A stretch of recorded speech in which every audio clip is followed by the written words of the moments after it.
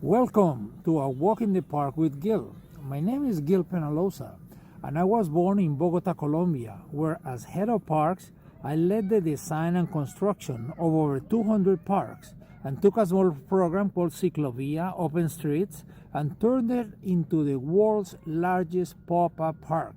Every Sunday, the city opens 120 kilometers, 75 miles of streets to people and closes them to cars. And then magic happens. Over 1 million people come out to walk, run, bike, play, and mostly to enjoy meeting each other as equals. 17 years ago, I created 880 Cities, a non-profit organization based in Toronto, Canada, where I live. As of the start of the pandemic, I had worked in 345 cities in all continents. This bi-weekly web talk is a way of giving back, always free, each time with fascinating guests who present on parks and cities. And then we have a dialogue. I team up with 880 Cities and World Urban Parks, where I was elected chair twice and now serve as ambassador. I hope you'll find these bi-weekly sessions interesting and useful. Today we have a magnificent guest. Today we are going to be talking about Vancouver.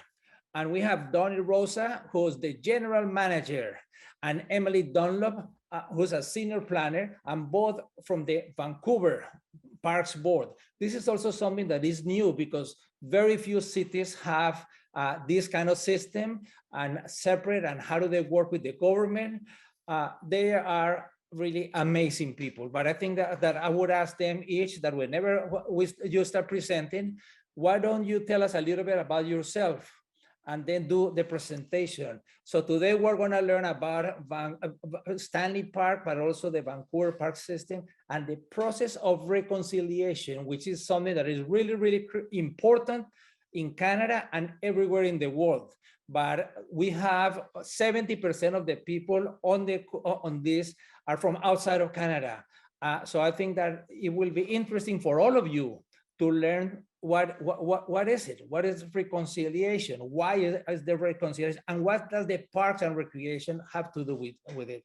We couldn't find better guests than Donna and Emily. Thank you very, very much for accepting. Please, the audience is yours. Thank you so much, Gil.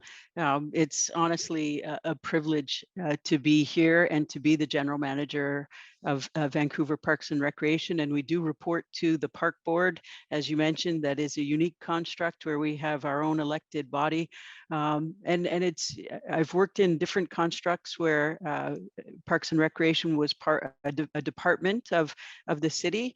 This is a construct where we report to an elected body whose sole purpose was to take care of Stanley Park, and now to take care of over 230, 240 parks across the system, 24 community centers, 11 beaches, and certainly thousands of trees and green spaces and open spaces for the community. So I am Donnie Rosa. My pronouns are they, them, she, her.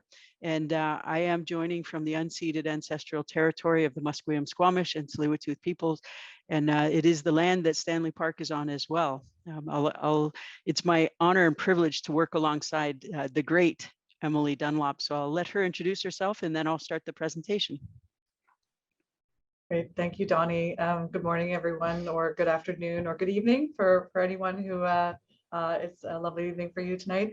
Yeah, my name is Emily Dunlop. I am a senior planner here with the Park Board, and I actually was hired at the Park Board about 4 years ago for the sole purpose of looking after the Stanley Park Comprehensive Plan. And so I, of course, work here in Vancouver very closely with the Musqueam, Squamish and Tsleil-Waututh peoples.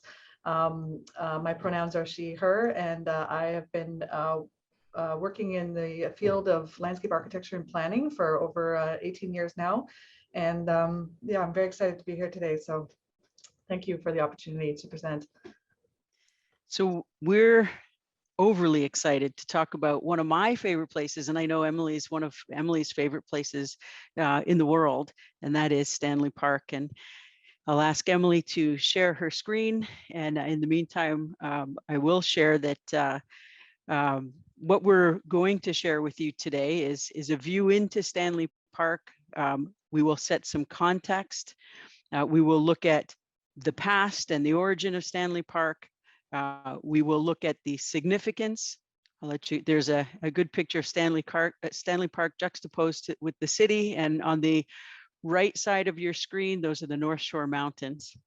So we're going to set some context. Oh, that's good. You can go ahead. Set some context, show you where Stanley Park is relative to the city, but also relative to the country and frankly, the world, and of course, in the ecosystem. We're going to talk about the significance of Stanley Park. And that's where we will focus on as well, or throughout this, we'll be talking about the significance to the Musqueam, Squamish and Tsleil-Waututh Nations, and why and how we're partnering with them for the future to make sure that Stanley Park remains the jewel and the precious place that it is for all of us, but in particular for our nations. We'll be sharing some stories about how the park has been particularly challenged during the pandemic, both in terms of the amount of people who were accessing the park, but also in terms of the climate and the weather that we've faced over this past year in particular. It's been somewhat of a stress test for the park and certainly for the people who run the park. And we'll be talking about these learnings and how we're using them to narrow our focus going forward. Next slide, please. So to give you a sense of the context, this is a good view of Stanley Park. The top left side is the city. It expands beyond, obviously surrounded by water. The gate, the bridge there was built in order to connect the park or connect the mainland to the North Shore. So that gives you access right into the mountains, the North Shore Mountains. Next slide. Those North Shore Mountains include Cypress, Seymour, and Grouse Mountain. So zooming way out, this gives you a sense of us being on the west coast of Canada. We're just about 2.5 hours north of Seattle by car. We are tucked away, protected from the tsunamis sometimes of the Pacific Ocean. We're protected by Vancouver Island. The greater Vancouver area has about 2.6 million people, although I should note that Vancouver proper, so this doesn't include North Vancouver, West Vancouver, Vancouver proper, the city, isn't actually all that big a city population-wise. It's about 600,000. For BC, that's big. For those of you coming from much larger cities, obviously it's small. So it's a unique city in that it's got that big city sense, but I can walk down the street and know my neighbors pretty easily. We have a similar climate to Seattle, but today we're going to focus a little bit on our differences and what makes us both interesting or makes our climate both interesting and challenging. And Emily will get into that a little bit further. Next slide, please. So zooming a little further out, you'll see that white dotted line. That's the city of Vancouver, or the box to the top left of your screen. And then the pink dot, that is Stanley Park. So what you see here is what we call the Fraser River Delta. You can see the Fraser River snaking its way down the valley and spitting out sediment into the Salish Sea. This is where a lot of our sand deposits come from the beaches, for our beaches. You can see Vancouver outlined, as I said, in the pink dot. So it gives you a sense of where we are juxtaposed to nature. Next slide, please. So let's zoom in here. What you have here is the city of Vancouver surrounded by water from the Burrard Inlet to English Bay to the Fraser River, with the municipal boundaries outlined here on the east and the west. And there is Stanley Park, the Great Peninsula juxtaposed against a very dense downtown. We like to say it looks like a seahorse head up there in the top middle. So it certainly stands out on a map, and we'll get into its unique shape in just a little bit. Also showing on this map is Vancouver's naturally managed areas, which are defined as naturally managed as that you can immerse yourself in, and therefore they're restorative areas. Due to the rapid urbanization at a time of little environmental regulation, many of Vancouver's remaining natural areas make up only 4% of the city. And Stanley Park accounts for 70% of that 4%. Next slide, please. This slide gives you a sense of the parks that exist in Vancouver, or some of the larger ones, and you can see that by far Stanley Park is the largest at 404.9 hectares, and it really is. It gives you a sense of. It's considerably larger, but it's also the most significant of habitat and biodiversity for the entire city. So without it, Vancouver would only have 1% of its natural habitat. Next slide, please. So this is another view. You've seen this view sort of Stanley Park, but it really does give you a sense of the magnitude, and you can see along it the unique coastal waterfront.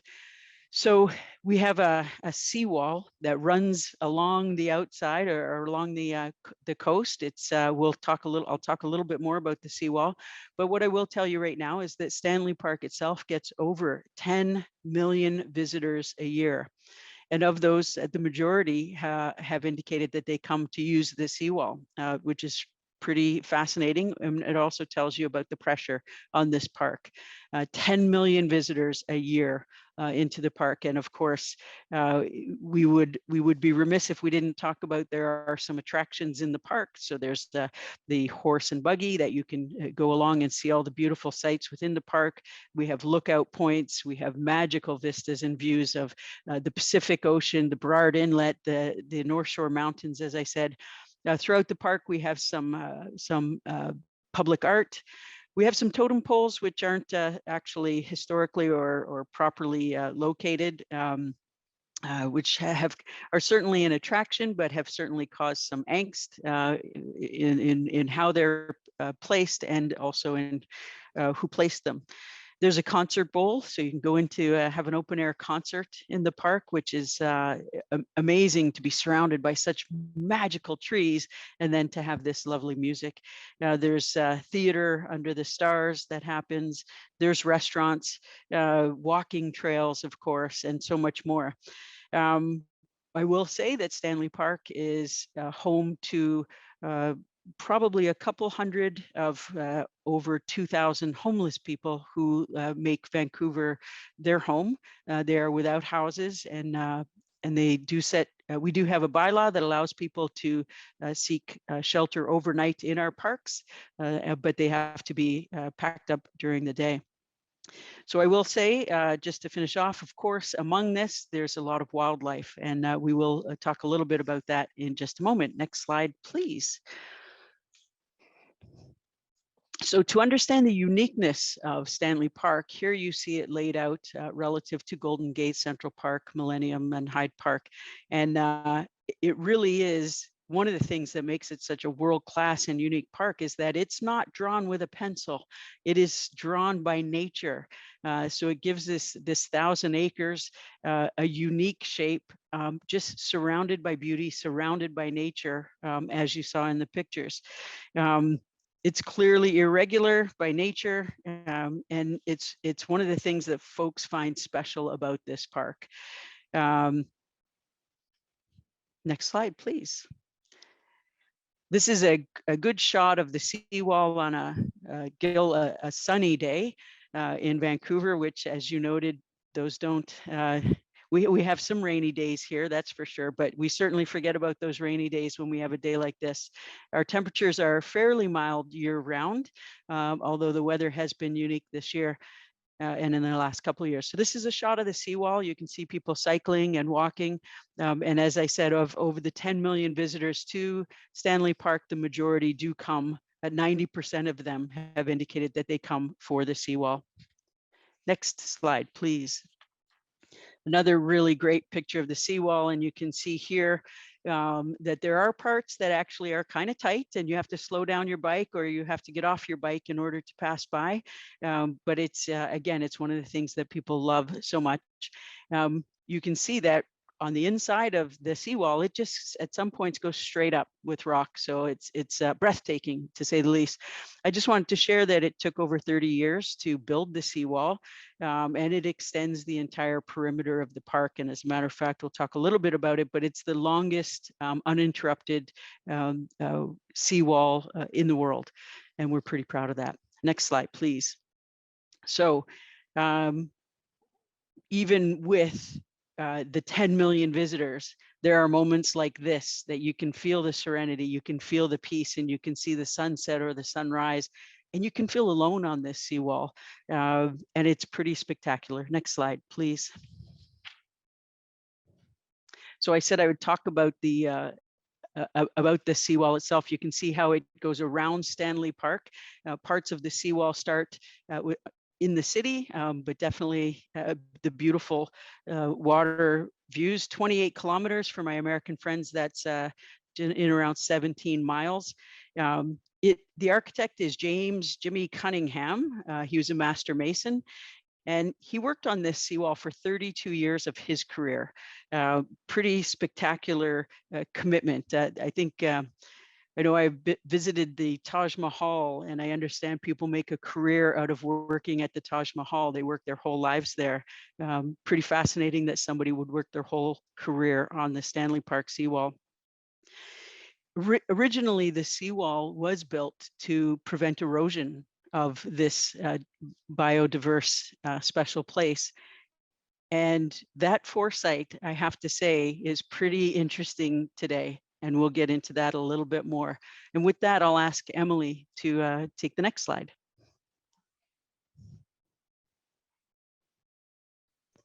Thanks, Donnie. Yeah, if you're curious to see how these different shapes that make Stanley Park so unique come to life, we thought we'd just share a little bit of background, because you'd have to go 200 million years back, actually, to explain the miracle of moving and melting rocks.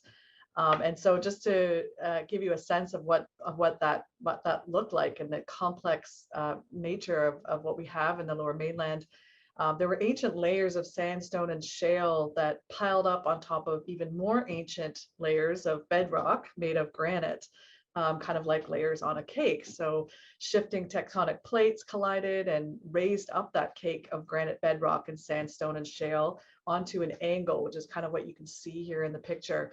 And so it exposed the granite to form what we now call the North Shore Mountains, which is the harder edged mountains. And then the angled layers of the sandstone and shale actually landed in the area known today as Vancouver. And so there was volcanic activity that continued 300 million years ago, and intrusions formed and carried melting rock lava from the Earth's core towards the surface. And so these dikes were filled with lava consisting mainly of a unique black rock called basalt. And this basalt can be found today in Garibaldi Provincial Park. And as you can see, basalt rock at Stanley Park and at Queen Elizabeth Park, which is our other major destination park in the city. And so it was only in the last ice age, about 12,000 years ago, when Vancouver was under 2 kilometers of ice, or a mile and a bit, when the ice receded. And so sandstone and shale erodes much more readily when it's scraped by ice than granite does, which is why the area of Vancouver is actually flatter than the North Shore Mountains. And so while the granite in the North Shore Mountains stayed intact, there was a lot of activity that cleared and created the valley, what we see today. And so, and then more specifically, the shale and the sandstone is eroded particularly to form the inlets, because those shale lines eroded much quicker. And so that actually created all the peninsulas and the islands around Stanley Park and downtown that you see. And then, of course, finally, as ice was receding and melting further up the Fraser Valley, melting water brought fertile sediments and mineral deposits down the Fraser River into the delta, which is what gives us our very fertile soils in the Fraser Valley for some of the best farming in the continent.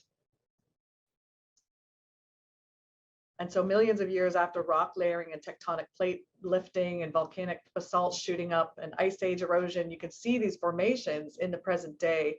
It's those volcanic basalt formations that are still exposed today and make up the two highest points in the park, Prospect Point and the edge of the shoreline, currently known as Sidewash Rock. Donnie, I'll hand it back to you. That's great. This is just a reminder that I shared that we have the seawall is 28 kilometers long, and 12.1 kilometers of this is around Stanley Park. Next slide, please.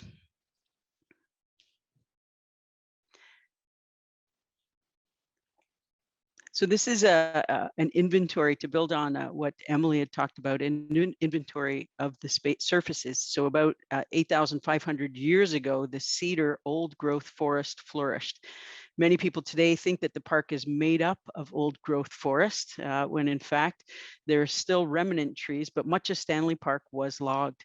And if you ask most people, they think Stanley Park is covered in forest. Well, 70, 80, or 90% of it, when in reality today, only 58% is forested, and 25% of the park is roads, parking lots, buildings, pathways, turf grass, and sport facilities. Next slide, please. Thrilled to share, this is fairly self-explanatory.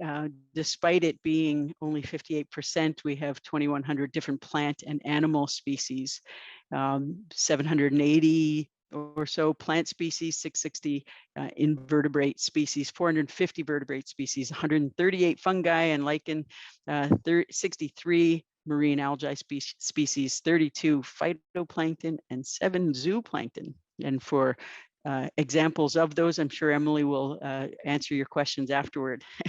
But you can see some great pictures here, and certainly those of us who like to capture wildlife on your phone or on your camera, this is the place to be. And there are spots and there are moments during the day that that it is truly breathtaking, and you can actually stand still and watch nature around you just be spectacular. Next slide.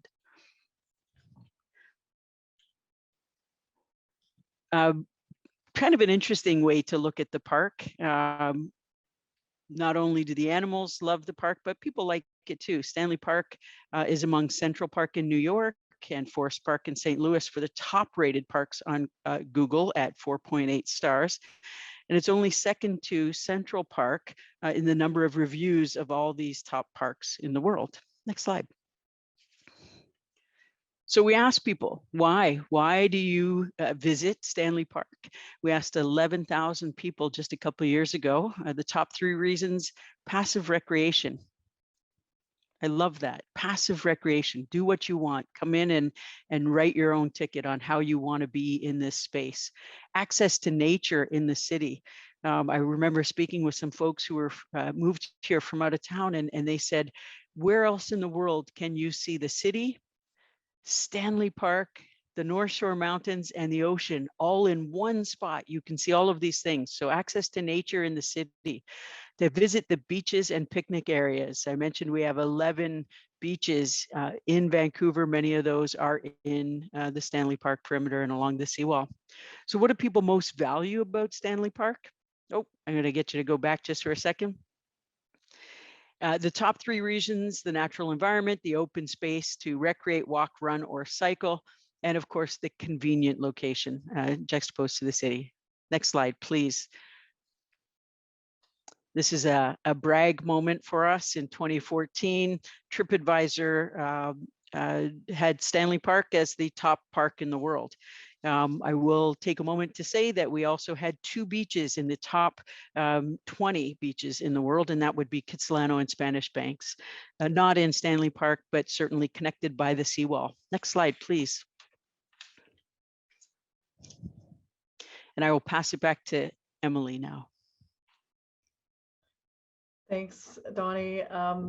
Yeah, and so while we know Stanley Park is an incredible and well-loved place, it does have a deeper and somewhat darker side that we as Park Board are actively working to learn and uncover and let it shape how we move forward. And so while it's known to almost anyone, Stanley Park, even people that haven't been here before, people have heard of the name usually, it reminds people of what the land would have looked like before the city was developed.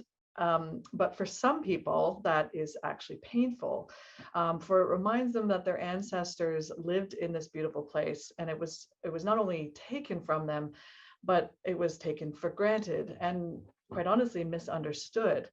And so the park board has embarked on a new relationship with the people who have been here for much longer than its founders at the park board, and a plan that will not only acknowledge this, but create a new way of learning and working together that is much needed at this time. And it's for this and many other reasons why we were working on a comprehensive plan. And so what's interesting is that there have been numerous plans and proposals, studies, reports, and discussions around Stanley Park. And there have certainly been efforts made to create a consistency in character and quality. And many improvements, additions, and operational and maintenance regimes have been thoughtfully executed. But many of these improvements have been done in isolation and on an ad hoc or as needed basis. So while this is all very important work, many of this has been done in the absence of a clear and united vision for the park, and in the absence of a well-documented understanding of all of the park's challenges and opportunities together. And so more importantly, Stanley Park is a significant place to the Musqueam, Squamish, and Tsleil-Waututh peoples who have been living and occupying and sustainably stewarding these lands for thousands of years. This region is rich with history, place names, origin stories of cultures, and governance of sophisticated civilizations. And so this is a rendering of what Vancouver and Stanley Park would have looked like for those long ago, including European settlers just over 200 years ago. And so just to give you a sense of how long 200 years is compared to how long the nations have been stewarding this land. This is an image of a meter stick, which I think is about just over 3 feet. So if you consider that a meter stick is 1 meter or 100 centimeters, and each century is a centimeter, then present day is at one end of the meter stick on the right-hand side. And we can go back in time 10,000 years, which was just after that last glacial ice age that I mentioned in the previous section. And so it was around 15 centimeters or 8,500 years ago when evidence of human settlement actually has been found through archaeological evidence. Water levels, of course, would go up and down through periods of flooding and receding for a long time after that. And then when they finally stopped going up and down, the salmon came in and were able to actually flourish in the waters. And this also was supported by immense growth of the cedar forests. And so this led to a major increase in population for the nations. And it wasn't until 98 centimeters, just over 200 years ago, when European settlement first came to the Vancouver region. So this really explains the significant amount of time that Stanley Park has been stewarded. And if you compare that to the width of your fingernail, that's how long the European settlers have been here. That's how long we've been looking after the place as park boards. So needless to say, we have a lot to learn.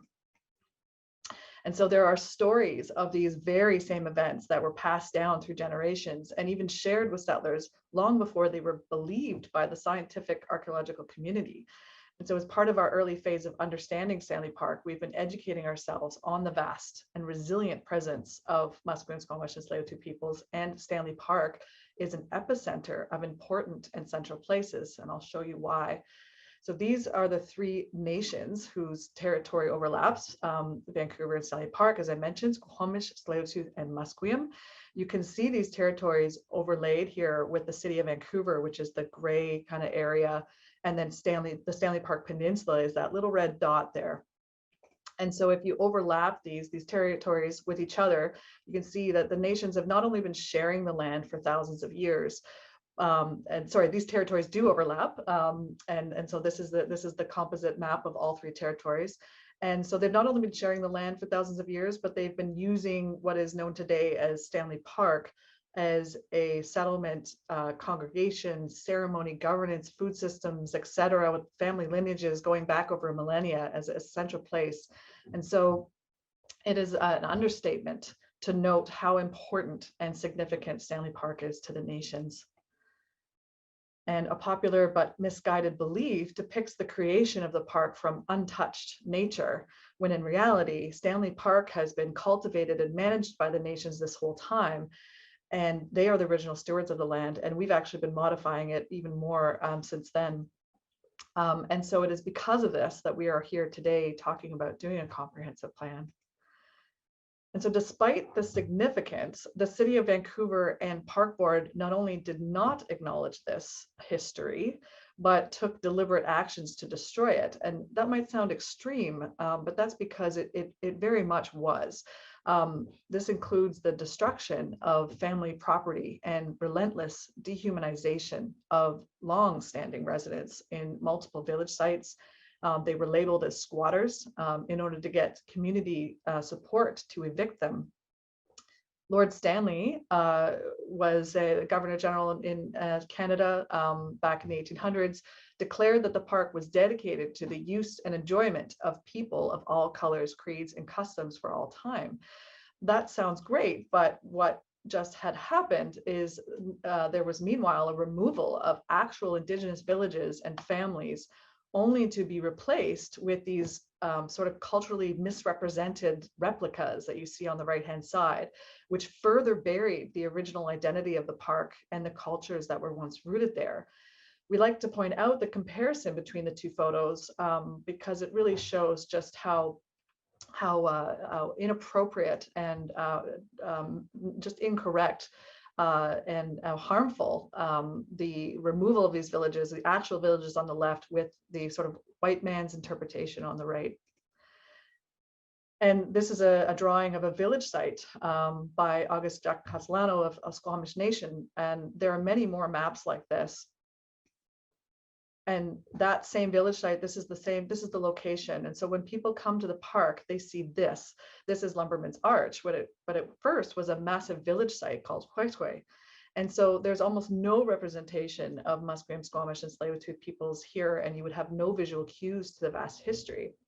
And so we ask ourselves, if this is how people are interfacing with the park and learning about Vancouver, what depth can they possibly go to? We really limit people's ability to form a relationship to a place by denying them its true history.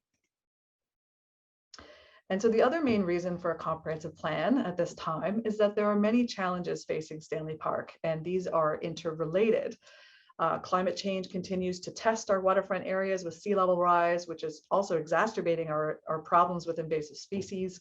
We have tourism and densification, which are increasing pressures on the park in terms of visitation, and water quality of both freshwater and saltwater environments is declining, and habitat fragmentation continues to increase. And therefore, it's necessary to acknowledge that these somewhat colonial-based issues could perhaps benefit from some new perspectives. The three local nations have inhabited and cultivated the park, as I mentioned, sustainably for thousands of years. Their wisdom and their knowledge in land stewardship are actually embedded in various things in the park and practices that took place prior to colonization and continue today.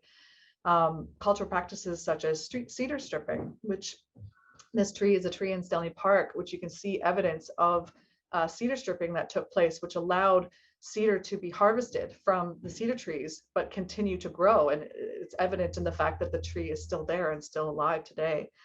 And so this is only scraping the surface of the stories. There's also lots of stories around hundreds of different cultural practices, but that are tried, tested, and true, and have been passed down for generations.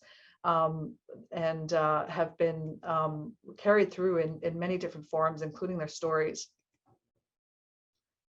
And so ultimately it took the three nations actually to come together with one voice, as they called it, and to advise the park board that they really can't make any more decisions about the park with them at the table. And what really helped this along was the calls to truth and reconciliation that the government took on, that the federal government back in the early 2013, 2014. And so this happened over many conversations and meetings. And then in 2014, the park board voted to form an intergovernmental committee and working group. This formation was solidified with the official first meeting and exchanging of gifts that you see here on the screen.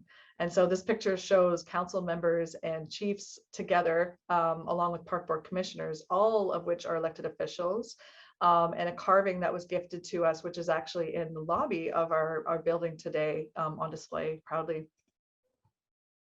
And so this was followed by a visioning workshop back in 2015, and it was really interesting to see the overlap of the sort of slightly different recollection or attachment to different histories, but their values, there were shared values there, which really helped lay some of the foundation for what we're doing today. And so this is just a photo of the intergovernmental committee getting together again, some chief council and park board commissioners, planting cedars in Stanley Park. So 3 cedars were planted as the official three planters to continue to bind the relationship for this work. And then in 2017 and 2018, we had the hiring of the park board's, or Canada's rather, first municipal archaeologist, Jordy Howe on the left. And that has really elevated our systems for protecting ancestral remains in the park, followed by hiring of a reconciliation planner, Rina Sutar, who is actually now our manager of decolonization, arts and culture.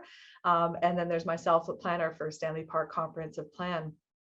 All of our hiring was actually involved Musqueam, Squamish and Tsleil-Waututh members. They were part of the hiring process for the staff, so really letting them infiltrate into our internal systems. So the idea for a comprehensive plan has been formulating over time and building a strong foundation for a relationship built to last. And so that the seed has already been planted through this work of the Intergovernmental Working Group, who's helping to guide the overall process. But of course, the nurturing and the growth and the articulation of the vision through the project is going to be the product of the collaboration between Park Board, the 3 nations, stakeholders, advisory groups, and the public.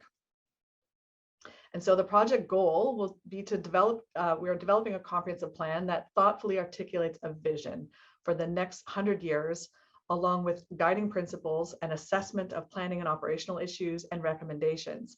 And this comprehensive plan and high-level view of Stanley Park will enable the Park Board and Musqueam, Squamish and Tsleil-Waututh to make sound strategic decisions to ensure the resilience of Stanley Park into the future for all to enjoy for generations to come. So when we say we want to make people think, we are digging into the past to see things in a different perspective and perhaps even recognize patterns. And so it's the Park Board's opportunity to share the true history of the park, work with the nations to learn these stories, listen to the wisdom and strategies shared with us, and actually let it inspire and guide the process moving forward. So I'll talk a little bit about how we're letting that happen here and further in the presentation. And so one of the major first projects that we've undertaken as part of the comprehensive plan is this what we're calling inventory and analysis. So this is this sort of way of working with the nations have already influenced this work and understanding Stanley Park. We're using a whole systems thinking approach, which is a very Indigenous perspective, and Indigenous ways of knowing could teach us that in order to deeply understand the impacts that things have on one another, you have to understand their interdependencies. So this inventory is collecting all of that data, and the analysis is allowing us to understand in more depth what it all means, how we might change, and how we might use it to change the trajectory of the park's decline and resilience, and build resilience into the future. And so now I'll hand it over to Donnie to talk about some things that happened while we were in the middle of doing this work. So we're all excited about this really great work, that's really important and meaningful work. And next slide, what happens? COVID hits. COVID resulted in chaos, as we all know. People moved outdoors, the seawall was overcrowded, safety became an issue. It resulted in us closing the park, closing playgrounds, closing the seawall until we knew what was going to be happening. Next slide. So the park was closed to cars. but that meant that people came out in droves. People came out on their bikes. They were enjoying the seawall in a way, or enjoying the park, because we moved the bikes off of the seawall for safety, because it was overcrowded. People could not maintain a physical distance. So we moved the bikes, and they were able to ride through the park. Thousands of people, and so many of them expressed that they hadn't been able to ride through the park before with their families. As you see, young families here, children, because there were cars there as well. And the seawall was often too crowded, or had so many folks stopping and taking pictures. So this was a joy that the community got to experience. Next slide, please. But it certainly didn't come without some angst from those who wanted to access the park in their cars, I'll state. We found ourselves redeploying our staff to do what we call an edu-awareness, or education and awareness campaign, to try to teach people about keeping their distance. As you can see in the bottom left corner, we had our staff out there educating people, but people still came out in droves, and you can see they found the outdoor space to be the safest space for them to be. Next slide, please. We reopened the park in July, and in July or September, we actually did a division within the park. We, I guess, committed one lane to the bikes and one lane to cars. This has been an ongoing issue to try and actually manage the exact engineering of it and how to do this safely. This is a topic that actually hit the media an awful lot here in Vancouver. Many people have an opinion, and if you look back at the history of Stanley Park, cycling and cars have a long history of having to be managed in a way that allows everybody access to the park. At one point, I think it was in the mid-80s when we actually changed it to make it a one-way around the seawall so that there wasn't chaos there. So this conversation and this management of the park continues. Next slide, please. I mentioned earlier that we were hit with a lot of weather this past year. So in June of 2021, BC had a heat dome. Tragically, we had approximately 600 deaths because of this heat dome. And when I explain this to people who live outside of BC, I explain that while yes, we have moderate temperatures most of the year, so most of the people here don't have air conditioning. So imagine you're in your home, it's around 95 degrees or 35 Celsius, and you don't have air conditioning. You get out to the beaches, you get out to the seawall, you get out to the forested areas, but really you need to have air conditioning to survive some of that temperature. And what we found is the increased pressure on our parks and our beaches and our open spaces was beyond what we had ever expected. Next slide, please. In August, we actually had to close the park because of the risk, because of the fire season. And we often have fires in Stanley Park. They're tough to manage. It's tough to get the equipment in there. And it's very much a risk for us each fire season. And we're very aware of the extra effort it takes to manage that. Next slide, please.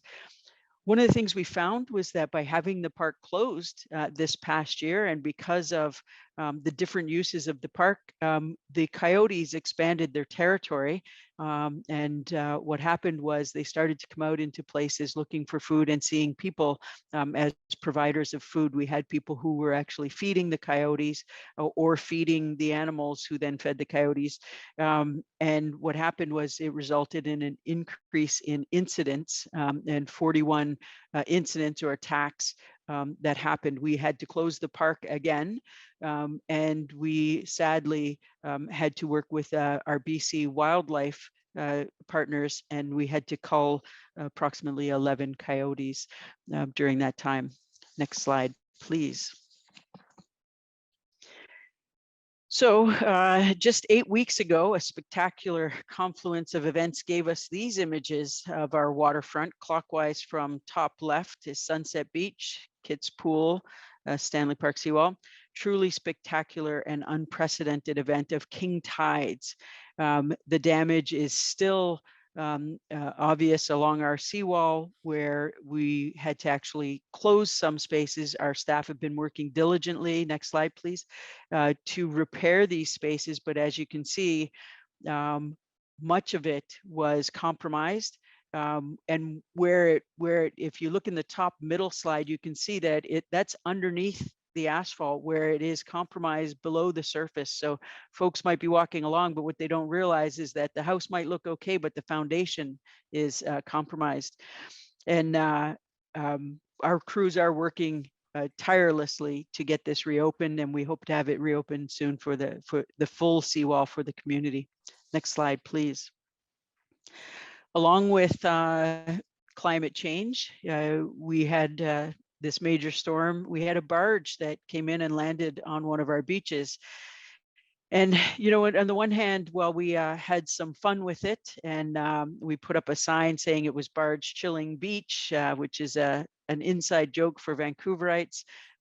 People came out and took their picture. People had videos of songs and all kinds of things that happen. There's a Lego set that you can get. But ultimately, it's a result of climate change, and ultimately, it's a sad story. We make the most of it, but it is just a symbol of what's happening. And if you think back to why the seawall was built to prevent that erosion, well, it's doing its job, and now we need to give it a little love back. Next slide, please. So as I've mentioned, these events over the past 2 years really brought light to the key challenges facing the park. It showed us what happens when urban populations and natural forces converge, and ultimately proves that we need to find a way, especially in urban cities, on how to live amongst nature and how to occupy land without slowly destroying it. How did the Musqueam, Squamish, and Tsleil-Waututh people occupy the land and not destroy it? Can we learn from these sustainable best practices from the Indigenous community to ensure that the very thing we love most about Stanley Park is maintained long into the future generations to come? Next slide, please. And I'll ask Emily to close the presentation with the focus ahead.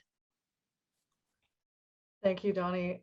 So as Donnie mentioned, these events gave us a lot of learnings and helped us kind of course correct on some things that we were doing, or reaffirmed some of the things that we were doing. And so, as I said earlier on, we wanted this work to with the nations to let it inspire us and change our process as we go, as a new way of working.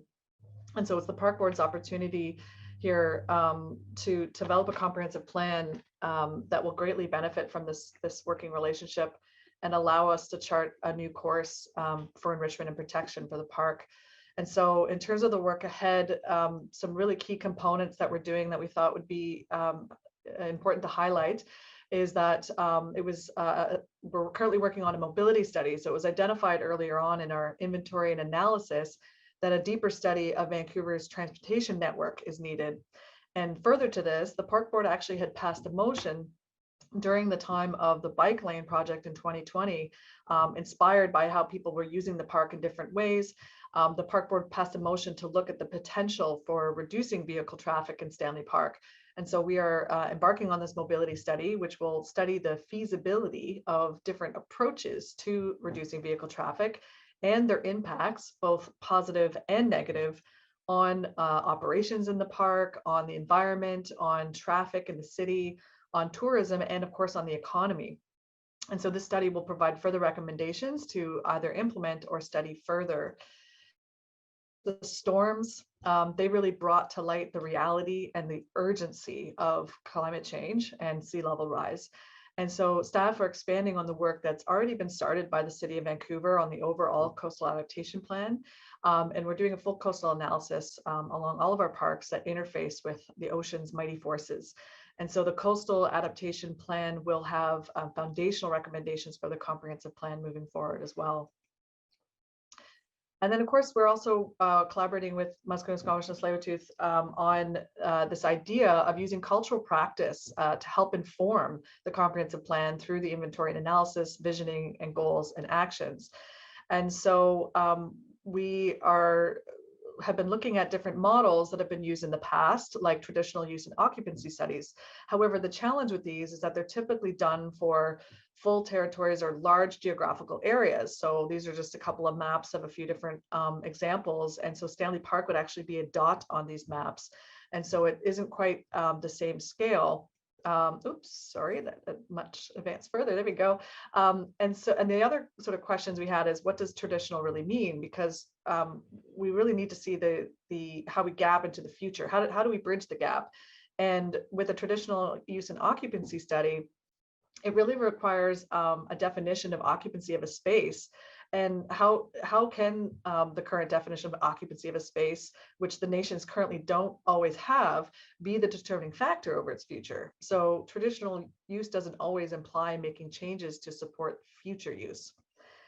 And so there's a great quote by one of the Musqueam master carvers and weavers, master weaver, Deb Sparrow, who says, "I want to blanket the city with the culture of my people," which is such a beautiful quote, like many of their quotes that really relate to how we can recontextualize Indigenous cultural practice, not only as a past reference, but in the context of the current environment or the context of the current city. And so using Deb Sparrow's quote, there's actually an art project that Deb Sparrow has implemented for the city called Blanketing the City. And on the top right, you see a picture of, that's a BC Place Stadium. And that is actually a lighting design that was done with Deb Sparrow.